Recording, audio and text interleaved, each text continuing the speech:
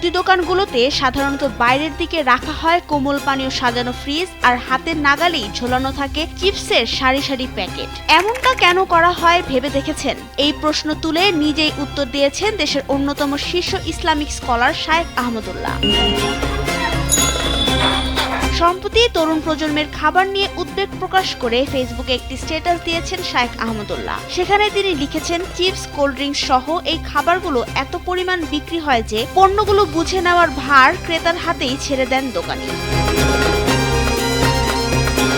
Facebook স্ট্যাটাসে উদ্বেগ প্রকাশ করে শায়েখ আহমদুল্লাহ জানান, লিভার সিরোসিস, কিডনি ড্যামেজ কিংবা ক্যান্সারে প্রতিদিন অসংখ্য তরতাজা প্রাণ ঝরে যাচ্ছে। তবুও জাঙ্ক ফুড, কোমল পানীয়, ধূমপান কিংবা মাদক সেবনের প্রবণতা কমছে না। তিনি বলছেন, রাস্তাঘাটে নানা রকমের জাঙ্ক ফুড খুব সহজেই পাওয়া যায়, অথচ ফলের মতো স্বাস্থ্যকর খাবারের দাম সাধারণ মানুষের নাগালের বাইরে।